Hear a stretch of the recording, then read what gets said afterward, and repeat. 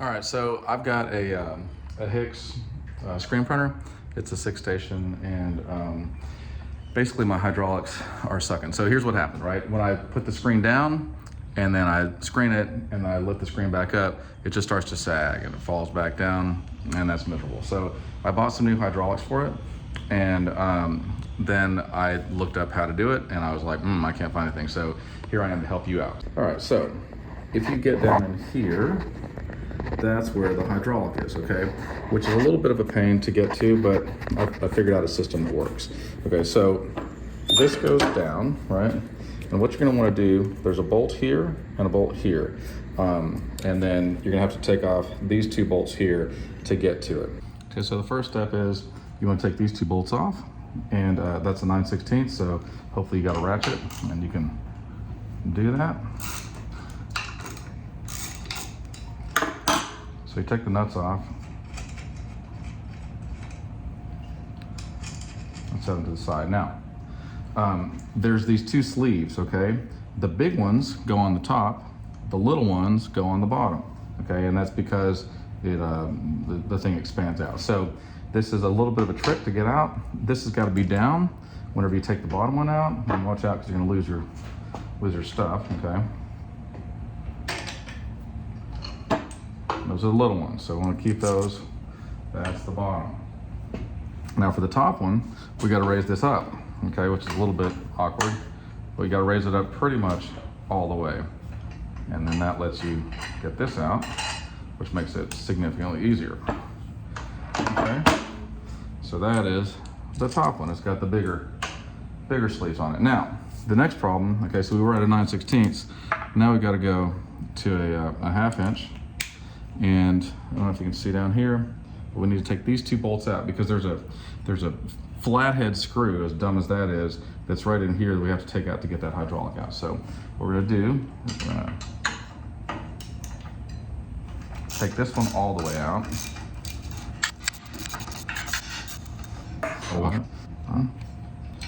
And then this bigger one is a 3/4.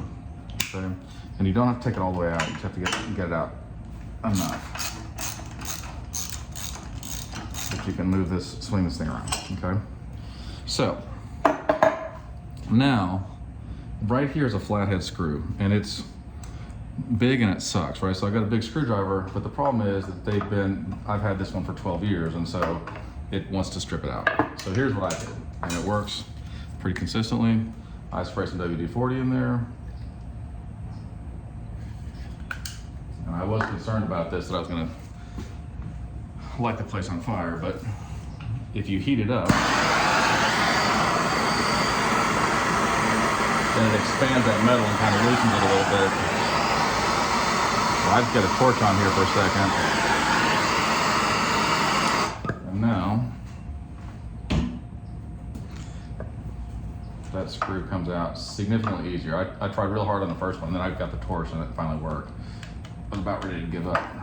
You can tell that's not an easy screw to get out, but the WD-40 and the fire definitely helps it. So then we take that out. Boom, goes the dynamite, and then your hydraulic comes out, okay? So that's amazing.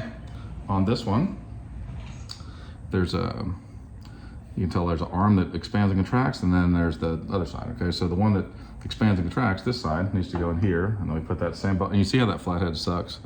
You see how that sucks? And you strip out. That was just from trying like one little time. So the first one I almost stripped out completely. I got pretty worried about it. But I'm less concerned now. I figured it out.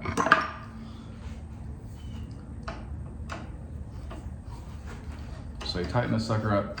And even if you tighten it really tight, I wouldn't, but even if you do, it's not gonna matter. But I would just get it snug, because one day you may have to change this again, and that's gonna suck. But there's still some play in there, so you don't have to worry about that, okay? Now you wanna swing this direction. Then we swing this thing back around, and then we put the bolt back in, okay?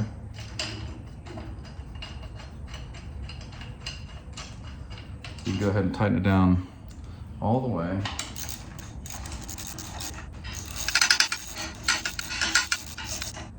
Cool.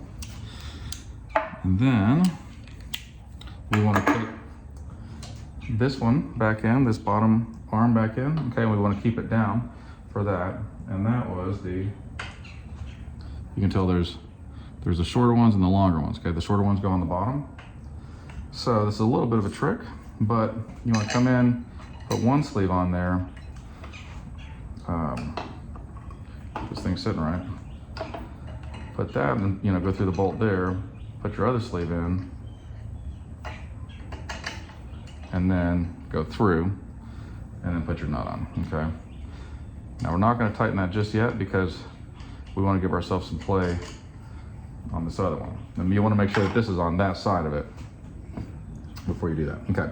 Now, here was the problem I had. Okay. I put this on. I was like, this hole and this hole don't line up. Guess who's a dum-dum? It's me.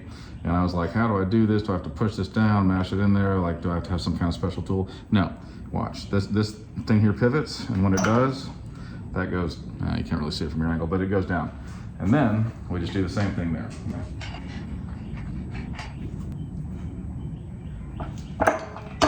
Now you can see we got it in there, but this has to be all the way up for you to get that through there. And then we just tighten this up. I've got a poor man's socket set here for one side.